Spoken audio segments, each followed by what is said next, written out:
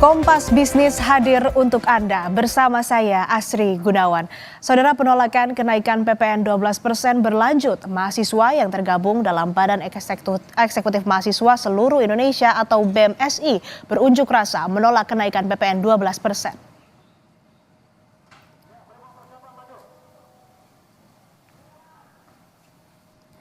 Unjuk rasa berlangsung pada Jumat 27 Desember 2024 di Bundaran Patung Kuda Jakarta Pusat.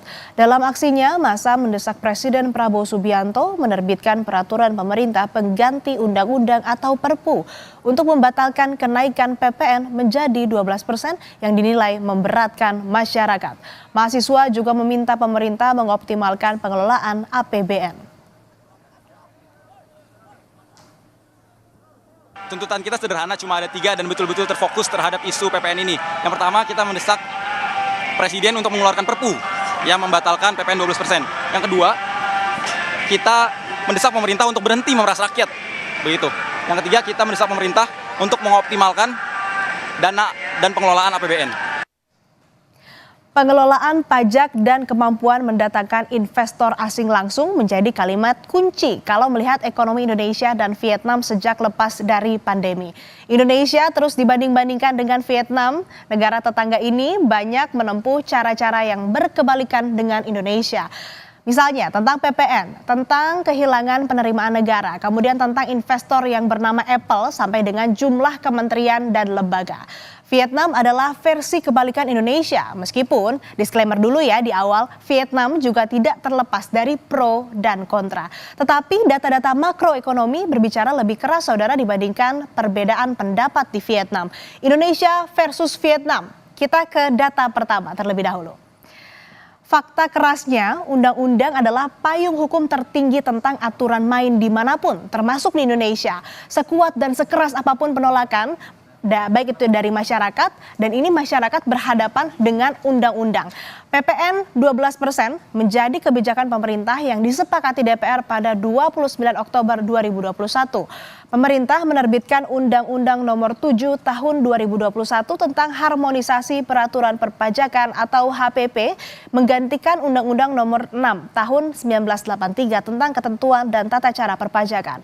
Poin utama dari UU HPP adalah penegasan atau pengenaan PPN 11% yang mulai berlaku pada 1 April 2022 dan PPN 12% yang berlaku paling lambat per 1 Januari 2025. Pemerintah mengejar penerimaan perpajakan tambahan sekitar 75 triliun rupiah dari penerapan PPN 12% untuk membiayai program-program prioritas. Bagaimana dengan Vietnam? Negara ini agak lain, saudara. Sadar dengan kemampuan penduduk dan besarnya tekanan ketidakpastian global, Vietnam menurunkan PPN dari 10% menjadi 8%. Aturan ini berlaku sampai Juni 2025. Sebagai konsekuensinya, penerimaan negara Vietnam ini turun 26,1 triliun. Kita ke data selanjutnya, ke perpajakan yang lebih lebar. Sampai akhir tahun 2024, saudara, PPN Indonesia adalah 11%.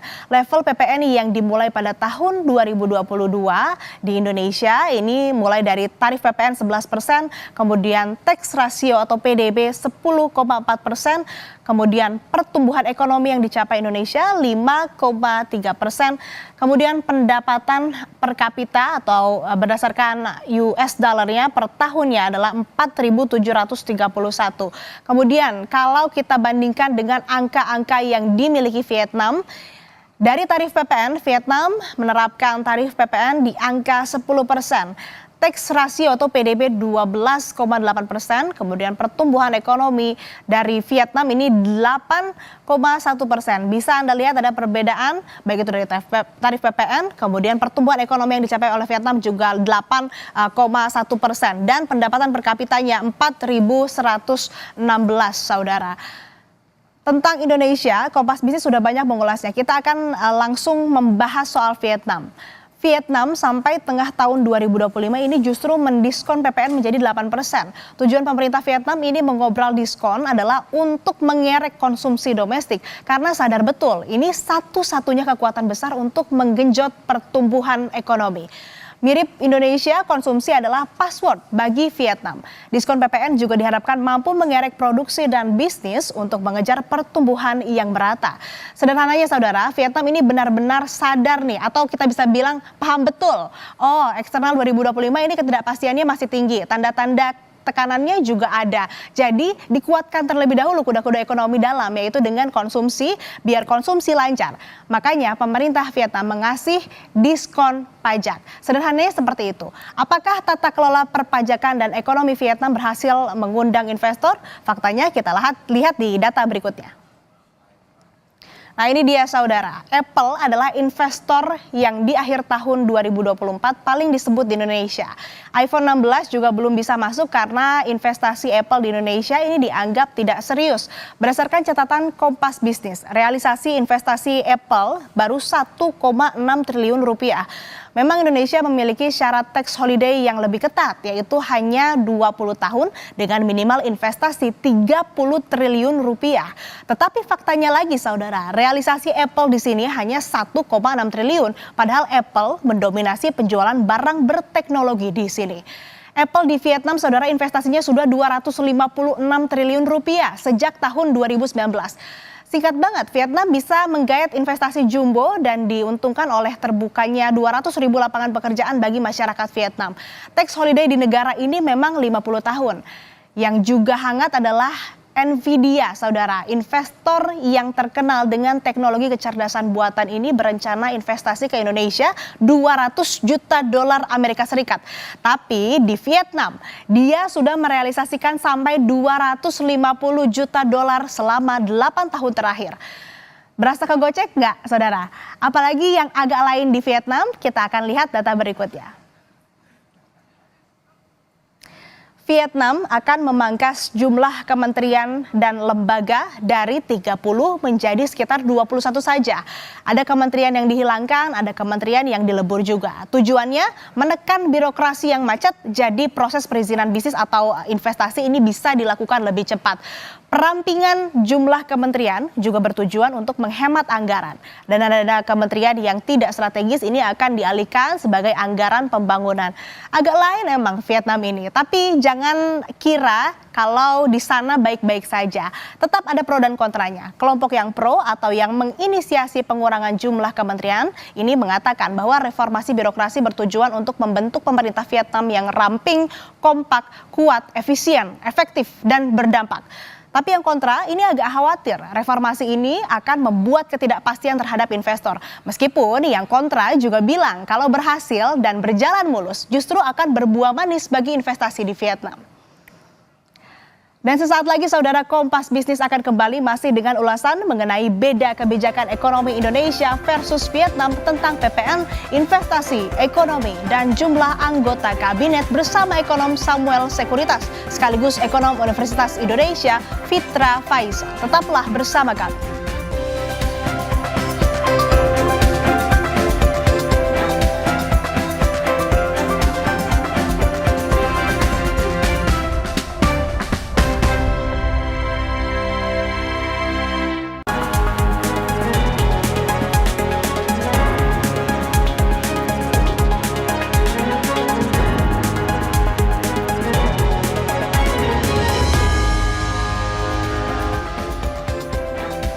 Desakan pembatalan kenaikan PPN masih terus berlanjut. Mengacu ke negara tetangga yaitu Vietnam, negara ini justru menempuh kebijakan berkebalikan dengan Indonesia. Apa yang perlu diwaspadai? Kompas Bisnis akan bertanya langsung ke ekonom Samuel Sekuritas sekaligus ekonom Universitas Indonesia Fitra Faisal. Selamat pagi Mas Fitra, apa kabar? Selamat pagi Mbak Asri, baik alhamdulillah. Mas, desakan pembatalan PPN 12% kan ini terus berlanjut. Mahasiswa yang tergabung dalam BEM seluruh Indonesia atau BEMSI juga mendesak Presiden mengeluarkan Perpu atau peraturan pemerintah pengganti undang-undang. Kira-kira ini Mas, pertanyaannya, mungkinkah Perpu dirilis Presiden Prabowo sedangkan banyak program prioritas yang butuh dana juga?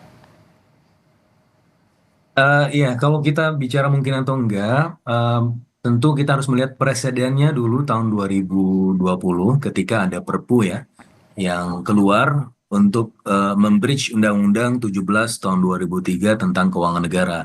Yang mana pada saat itu maksimum defisitnya kan 3%. Tapi kita karena kebutuhan pandemi, maka perlu untuk kemudian meningkatkan spending dan di atas 3%. Dan oleh karenanya ada Perpu itu ya, nomor 1 tahun 2020 dan kemudian menjadi Undang-Undang 2 tahun 2020. Sehingga kita tidak melanggar undang-undang di satu sisi dan tapi di sisi yang lain kita juga masih bisa untuk menyelamatkan perekonomian. Tapi berdasarkan Perpu itu juga lah yang kemudian melahirkan Undang-Undang APP 7 tahun 2021. Karena berdasarkan Undang-Undang 2 tahun 2020 itu kan dianggap perlu ya untuk kemudian melakukan deficit smoothing ya. Memang perekonomian pada saat itu membutuhkan spending yang besar sehingga defisitnya besar juga tahun 2020-2021. Tetapi harus ada kemudian batasan sehingga batasannya itu ditentukan tahun 2022 atau 2023 bahwa defisitnya harus di bawah 3% lagi. Dan makanya kemudian lahirlah Undang-Undang HPP tahun 2021 itu adalah untuk kemudian meningkatkan porsi revenue sehingga defisitnya bisa di cover ya dengan peningkatan revenue lewat jalur PPN yang mana PPN adalah low hanging fruits ya. Eh, Kalau dilihat dari sisi presiden ya bisa saja. Tapi tentunya ketika kita melihat bahwa waktunya itu tinggal sedikit lagi ya, kan besok Mhm. sudah 1 Januari nih beberapa hari lagi ya, sudah mulai diberlakukan. Maka kalau Perpu itu diberlakukan per 1 Januari itu sepertinya agak sulit ya. Hmm. Karena pada akhirnya ini juga akan mengganggu keseimbangan dari sisi birokrasi, dari sisi investor juga akan melihat ini kok kebijakannya berubah-berubah gitu kan dan Hmm. seketika. Nah, ini juga perlu dijaga.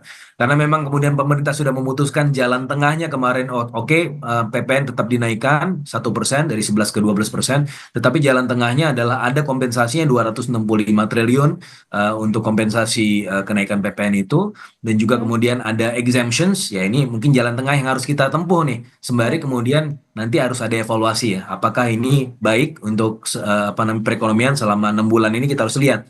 Dan saya rasa tidak menutup kemungkinan ya untuk keluar Perpu itu setelah nanti ada evaluasinya di Hmm. semester 1 tahun 2025. Begitu, Hmm. Bas. Oke, jadi kalau untuk dirilis perpunya sebelum tanggal 1 Januari ini tidak mungkin ya, selain Ya, karena waktu yang cukup sedikit juga ini bisa menggoyang atau mengguncang minat investor. Dan kalau misalnya dibahas ini masih ada kemungkinan untuk diterapkan atau tidak, ya bisa saja perpu ini keluar, tapi tadi menurut Mas Fitra setelah ada evaluasi begitu ya. betul. Oke, kita ke Vietnam, Mas Fitra. Apakah ada hubungannya tinggi rendahnya PPN dengan kepatuhan pajak yang pada akhirnya berpengaruh ke tax ratio? Ya, ini dilematis ya, karena ini suatu pernyataan atau pertanyaan juga hypothetical.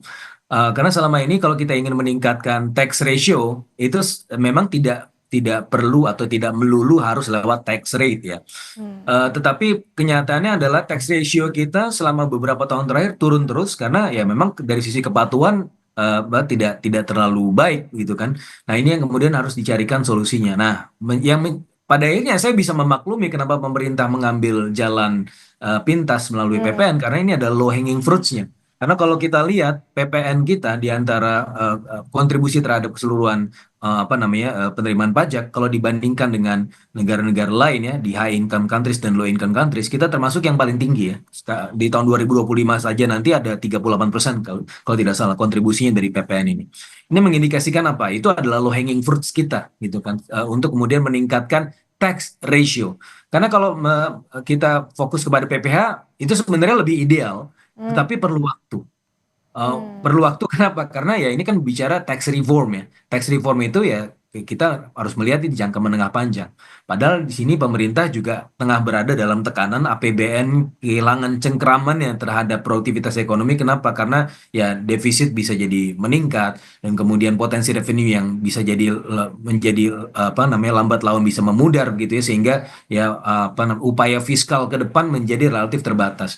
Sehingga dipilihlah jalan yang ya bisa dibilang jalan pintas ya PPN ini terpaksa dinaikkan karena untuk kemudian memenuhi kebutuhan-kebutuhan di jangka pendek. Tapi saya rasa idealnya ya kembali lagi bagaimana PPh itu kemudian bisa dioptimalisasi ya sehingga kemudian tidak terlalu membebani perekonomian lewat jalur konsumsi tadi. Meskipun demikian saya juga melihat ada beberapa kompensasi yang sudah dilakukan oleh pemerintah ya, ada 265 triliun ya sebagai Hmm. cover up dari potensi kenaikan PPN ini. Nah, kalau kita lihat Vietnam, memang apa yang dilakukan Indonesia itu dilakukan sebaliknya, gitu kan? PPN diturunkan, terus kementerian dipangkas. Hmm. Tapi sebenarnya ya kita harus melihat bahwa Vietnam ya suatu bentuk ideal ya bagaimana perekonomian atau negara itu dijalankan, tetapi di sisi yang lain kita juga harus lihat beberapa kompleksitas di sana. Yang pertama adalah ketika mereka menurunkan tax ratio, PPN ya dari 10 ke 8%, mereka tidak punya beban undang-undang untuk mempertahankan defisit itu di bawah 3%. Hmm. Mereka tidak punya itu, ya, karena sekarang defisit mereka 4% kan. Dan bahkan beberapa waktu yang lalu di atas itu. Nah, karena itu mereka memiliki keleluasaan untuk kemudian mendorong dari sisi fiskal untuk kemudian membantu perekonomian di sisi konsumsi dengan cara meloosening tension ya, mengurangi tensi ya dari sisi pajak, terutama pajak konsumsi, tetapi at the expense of what? At the expense of budget defisitnya bisa melebar. Dan itu yang tidak kita miliki, keleluasan itu yang kita tidak miliki, karena berdasarkan Undang-Undang 17 tahun 2003, kita tidak boleh defisit kita lebih dari 3%. Kalau kita lakukan juga yang serupa dengan jalan di Vietnam, ya ini ya siap-siap saja defisit kita bisa lebih dari 3%, yang mana itu juga melanggar undang-undang gitu. Nah, dari sisi pemangkasan pemerintahan ya, kabinet-kabinetnya dibuat lebih ramping dan seterusnya. Itu suatu hal yang ideal dan merupakan cita-cita kita juga. Tapi permasalahan begini, Vietnam itu cuma punya satu partai politik. Dia itu bisa dibilang democratic centralism atau ya kalau untuk istilah yang lain adalah authoritarianism, otoritarian. Apakah kita ingin menuju ke sana? Kan enggak. Kita punya banyak sekali partai dan itu membutuhkan political consensus dan oleh karenanya butuh akomodasi. Nah, rekan sejawat kita di wilayah timur di Korea Selatan, ketika kita melihat bahwa ketika mereka tidak mampu untuk melakukan konsolidasi politik itu, yang terjadi apa? Pemerintah dalam tekanan. Kemarin terpaksa harus kemudian mengeluarkan darurat militer. Suatu langkah ekstrim yang dilakukan oleh presidennya karena melihat bahwa ya ini dia ditekan terus oleh parlemen. Dan kita di sini tidak memiliki kegaduhan itu. Kenapa? Karena kita melakukan politik yang sifatnya akomodatif. Tapi di sisi yang lain ya tentu konsekuensinya adalah ya kementerian-kementerian yang tentunya harus bertambah bebannya. Ya itu suatu trade off yang harus kita pilih gitu, Oke. Mbak Sri. Kebijakan yang berkebalikan juga tidak bisa terlepas dari keadaan kondisi negara yang berkebalikan juga begitu ya Mas Fitra. Betul. Di Indonesia penerapan PPN menjadi 12%, menaikkan PPN menjadi 12% juga ini tidak terlepas karena ada beban undang-undang. Kalau di Vietnam tadi Mas Fitra bisa jelaskan kenapa bisa demikian, karena tidak ada beban undang-undang begitu ya, dan juga tidak punya keleluasan kalau di Indonesia begitu, karena defisit ini tidak boleh lebih dari 3%. Dan tadi juga disebut bahwa memang PPN ini menjadi jalan ninja ya, jalan pintas, jalan instan pemerintah untuk kemudian mendapatkan atau mengumpulkan penerimaan negara, karena kalau kita lihat PPh dan lain sebagainya ini juga agak kompleks begitu ya. Nah, saya ingin mengulas sedikit Mas Fitra di Kompas Bisnis. Mas Fitra ini pernah bilang kalau PPN bisa diganti dengan mengejar penerimaan pajak sektor pertambangan. Tapi kan kalau kita lihat pemilik sektor ini dekat dengan partai politik, atau kasarnya kita bisa bilang dekat sama pemerintah. Mungkin nggak atau mudah nggak penerapan pajak lebih tinggi pada mereka, Mas Fitra? Mudah atau tidaknya itu kan tergantung konsensus politiknya seperti apa gitu kan. Dan sekarang ini kan eranya Pak Prabowo merangkul ya politisi-politisi yang dulu mendukungnya kemudian dirangkul di kabinet atau menjadi bagian penting dari pembangunan ekonomi ke depan. Dan oleh karenanya saya rasa sih ini suatu hal yang tidak terlalu sulit untuk dilakukan ya, karena semuanya teman ya. Masa teman diminta untuk membantu itu tidak kemudian tidak kemudian meresponnya secara positif, itu kan sebenarnya kalau dalam kaidah konsensus politiknya. Dan saya rasa ini suatu hal yang memang tidak mudah, tetapi tidak sulit juga gitu kan, karena dalam kondisi ini kita juga mengharapkan ada semacam tax reform. Kemarin saja kalau di tahun 2024 ya, tahun 2024 yang belum selesai ini, itu kan sebenarnya potensi dari sisi pertambangan itu bisa 100 triliun sendiri ya, bahkan bisa lebih. Nah, maka optimalisasi di sini yang saya rasa menjadi sangat krusial untuk kemudian membantu perekonomian ke depan. Dan kalau misalnya itu dimiliki oleh sejawat dari pemerintahan ya, bagaimana pebisnis itu juga mendukung pemerintahan, dan tentunya mereka ingin melihat bahwa bagaimana perekonomian kita ke depan menjadi lebih baik ya, maka kontribusi dari mereka juga harus lebih baik juga, karena jangan sampai kemudian apa yang disebut sebagai Jeffrey Sachs sebagai Price of Civilization di tahun 2011, dia tulis buku Price of Civilization. tekanan-tekanan ekonomi yang dihadapi oleh Amerika Serikat karena dia mengulas perekonomian Amerika Serikat itu terjadi karena ya orang-orang kayanya lupa membayar ongkos peradaban. Nah ini yang kemudian harus kita lakukan. Bagaimana Amerika Serikat beberapa kali itu hampir shutdown ya karena apa? Beban fiskalnya terlalu besar sehingga kemudian ya harus melakukan konsensus dengan parlemen ini dinaikkan lagi thresholdnya dan pada akhirnya debt to GDP ratio lebih tinggi lagi. Itu kan suatu hal yang tidak kita inginkan karena ini akan menghadirkan tensi-tensi berikutnya untuk perekonomian ke depan. Dan oleh karenanya ya jangan sampai orang-orang kaya kita itu lupa untuk membayar ongkos peradaban, lupa untuk membayar ongkos kekayaan mereka. Mereka untuk menjadi kaya karena apa? Ya karena kan ya mengeruk sumber daya juga. Nah, itu adalah ongkos peradaban yang harus dibayar oleh orang kaya yang pada akhirnya harusnya bisa menghilangkan tensi ekonomi di masa menengah dan panjang. Kalau dengan kondisi sekarang Presiden lagi merangkul begitu harusnya kalau misalkan kawan ya optimalisasinya harusnya lebih mudah ya Mas Fitra. Nah terakhir Mas Fitra, singkat saja, Vietnam juga memangkas jumlah kementerian nih untuk menghilangkan kemacetan birokrasi. Akan efisienkah dan bisa fokuskah dengan tugas yang pasti bertambah di tiap kementerian atau lembaga karena dilebur begitu? Saya rasa Vietnam sudah berhitung ya, karena mereka juga pemerintahan lumayan sentralistik ya. Di sisi yang lain kita juga melihat bahwa keleluasan itu yang kemudian membuat mereka bisa leluasa ya untuk kemudian memangkas birokrasinya. Tapi di sisi yang lain kita tadi ada kepentingan konsensus politik. Tapi di sisi yang lain kita juga melihat bahwa dari sisi kabinet yang lebih besar itu bisa jadi kalau kita lihat dari setengah gelas penuh misalnya, ada orang yang berpikir lebih banyak. Nah, tinggal bagaimana orang yang berpikir lebih banyak itu yang benar-benar berpikir, bukan hanya kemudian duduk di posisinya tanpa melakukan apa-apa. Itu yang kita harapkan kan. Jadi suatu pekerjaan akan menjadi lebih mudah bila dikerjakan bersama-sama. Itu kan prinsipnya. Tapi jangan sampai kemudian orang yang kemudian bekerja itu justru merecoki pekerjaan dari temannya. Itu kan yang tidak kita inginkan. Nah, ini yang mudah-mudahan ya kondisi yang ideal yang bisa terjadi. Gitu Mbak Asri. Artinya memang Indonesia versus Vietnam yang mana kita sering dibanding-bandingkan dengan negara tetangga baik itu kebijakan dan lain sebagainya, ini kan tidak terlepas juga dari kondisi masing-masing negara yang berkebalikan juga. Yang diharapkan memang untuk penerapan kebijakan di Indonesia tentunya berpihak kepada inihan rakyat, maksudnya kepada kesejahteraan rakyat begitu ya Mas Fitra, tapi juga tidak melupakan bagaimana kondisi ketidakpastian global. Terima kasih Mas Fitra Faisal, ekonom Universitas Indonesia sekaligus ekonom Samuel Sekuritas telah bergabung bersama kami di Kompas Bisnis. Sehat selalu.